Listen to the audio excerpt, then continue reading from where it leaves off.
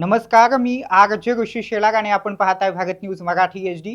अजित पवारांच्या मृत्यूच्या बातमीनंतर आता ते अनंतात विलीन झालेले आहेत. आता राज्यात नेमकं काय घडतंय याचा आपण आढावा घेऊयात.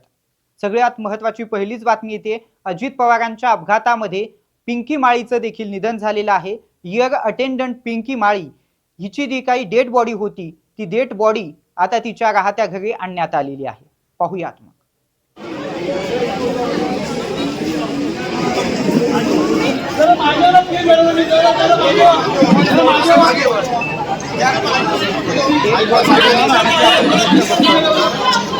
पिंकी माळी ही अजित पवार यांची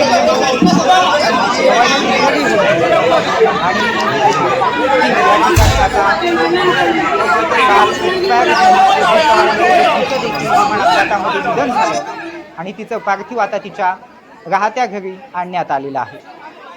तिला आता अखेरचा निरोप देण्यात येतोय. अतिशय हरहुन्नरी अशी पिंकी आज आपल्यामधून गेलेली आहे. अजित पवारांसोबत ती होती आणि एरोप्लेन क्रॅश झाल्यामुळे पिंकीचा देखील त्या ठिकाणी अजितदादांसोबत मृत्यू झालाय. तर तिच्या कुटुंबियांचा हा आक्रोश आपण थेट लाईव्ह बघतोय.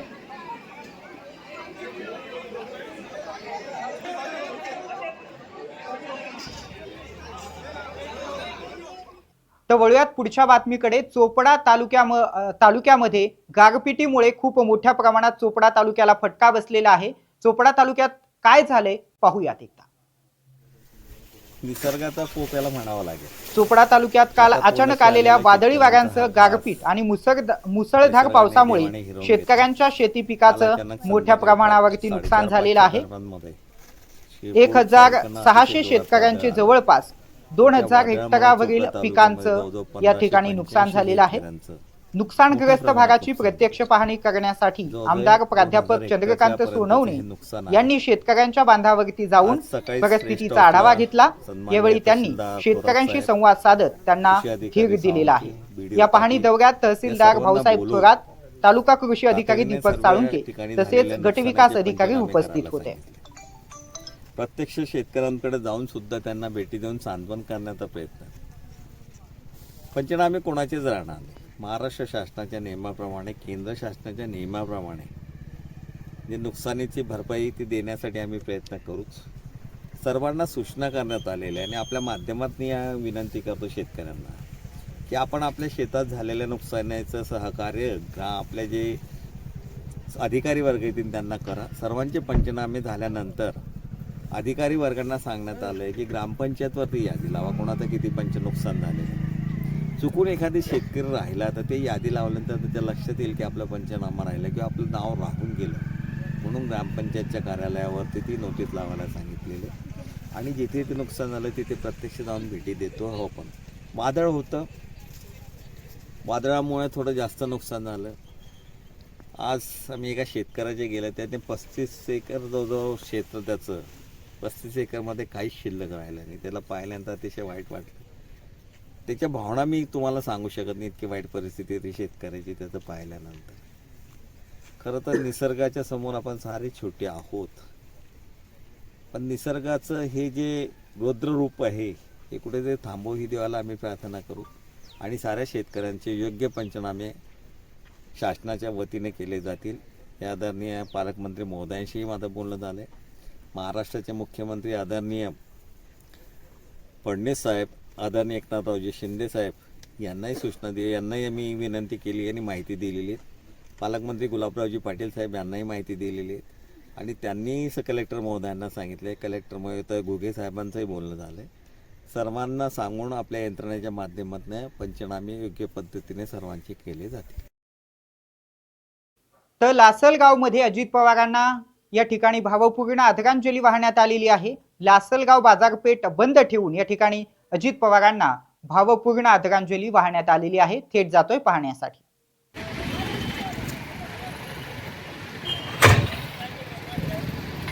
पवार यांच्या निधनाबद्दल शोकसभा आयोजित करण्यात आली. यावेळी विविध सामाजिक आणि राजकीय संघटनांसह नागरिकांनी मोठ्या संख्येने उपस्थिती लावत भावपूर्ण श्रद्धांजली अर्पण केली आहे. तर शोक व्यक्त करण्यासाठी शहरातील व्यापारी व व्यावसायिकांनी स्वयंस्फूर्तीनं आस्थापने बंद ठेवलेली होती. अजित पवार यांच्या कार्याचा उपस्थितांनी यावेळी गौरव करत त्यांच्या स्मृतींना या ठिकाणी उजाळा दिलेला आहे.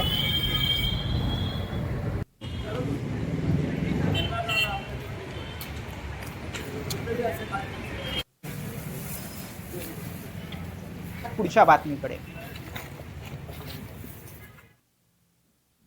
तर पिंकी माळीच्या 2.5 वर्षाच्या संसारावरती या ठिकाणी देवानं घाला घातलाय. पिंकी माळीचं विमान दुर्घटनेमध्ये निधन झालंय. पाहुयात नेमकं पिंकी माळी कोण होती आणि काय होती.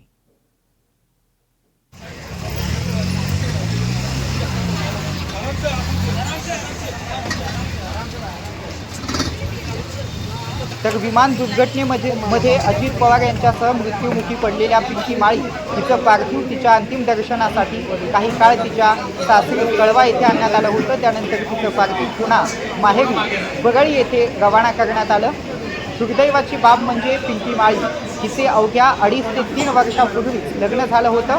तिच्या आवडीनिवडीनुसार तिचा पती ओम कळवा येथील राहत्या घरी फर्निचर बनवत होता. तिच्या आवडत्या रंगापासून घराची सजावट सुरू होती. सोसायटीतील प्रत्येक सण उत्सवामध्ये ते दोन्ही जोडपे सक्रिय सहभाग घेत असत. नुकताच पिंकीचा वाढदिवस संपूर्ण सोसायटीसोबत कुटुंबियांनी साजरा केला होता. इतकंच नव्हे तर दोन्ही कुटुंबे सोसायटीमधील सर्वांसोबत अतिशय आपुलकीनं मिळून मिसळून राहायची. या घटनेमुळे परिसरात हळहळ व्यक्त केली जाते. तर आपण बघतोय पिंकी माळीची सगळी दृश्य.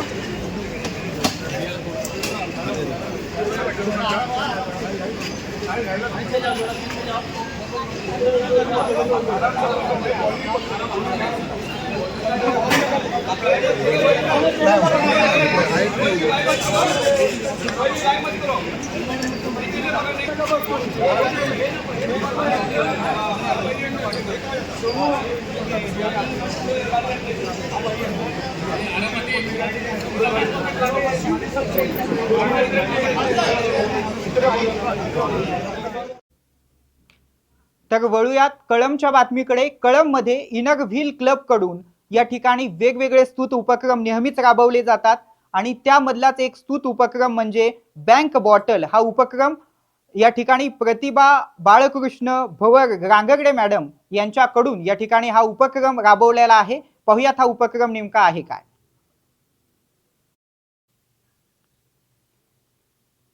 इनर व्हील क्लबच्या अध्यक्षा प्रतिभा बाळकृष्ण भवर गांगर्डे यांनी कळंब शहरातील वापरलेल्या बाटलांचे संकलन करून त्याचा पुनर्वापर करून कळंब शहरासाठी एक कदम स्वच्छता की ओर हा उपक्रम राबवला आणि त्यांच्या उपक्रमाचं संपूर्ण राज्यामध्ये नव्हे तर देशामध्ये कौतुक होत आहे. नेहमीच त्या वेगवेगळे उपक्रम राबवत असतात. कळंबच्या उपक्रमात सहभागी होऊन या ठिकाणी अनेक लोकांनी सहकार्य केलेलं आहे. एक कदम स्वच्छता की ओर असा हा उपक्रम प्राध्यापिका प्रतिभा बाळकृष्ण भवर यांनी या ठिकाणी राबवलेला आहे. प्रतिभा बाळकृष्ण भवर या नेहमीच वेगवेगळ्या सामाजिक कामामध्ये अग्रेसर असतात आणि त्यांच्या या सामाजिक कामाची पावती या ठिकाणी आपल्याला पाहायला मिळते. तर आताच आपण बघितलं की प्रतिभा बाळकृष्ण भवर गांगर्डे मॅडम यांनी कशा पद्धतीने उपक्रम कळंबमध्ये राबवलेले आहेत. मला वाटतं असे सगळे उपक्रम टोटली महाराष्ट्रामध्ये राबवण्यात यावेत. रिसायकल बिन करून हा उपक्रम या ठिकाणी राबवण्यात आलेला आहे आणि याचं संपूर्ण महाराष्ट्रामध्ये कौतुक होत आहे आणि निश्चितच या सगळ्याची दखल दिल्ली दरबारी देखील घेतली जाईल. कारण या ठिकाणी प्रतिभा गांगर्डे भवर मॅडम नेहमीच वेगवेगळे स्तुत उपक्रम राबवत असतात आणि त्यांचा हा उपक्रम निश्चितच देशामध्ये गौरवास्पद आहे. यासह बुलेटिन मध्ये वेळ झाली इथेच थांबण्याची. तुम्ही मात्र कोठे जाऊ नका. ताज्या आणि महत्त्वपूर्ण बातम्यांच्या अपडेटसाठी पाहत रहा नव्या कोऱ्या महाराष्ट्राचं नवं कोरं TV channel Bharat news Marathi HD. आणि हो, आता आपला भारत न्यूज मराठी HD खूप मोठा झालाय. 24 प्रादेशिक भाषांमध्ये तुम्ही आम्हाला पाहू शकता.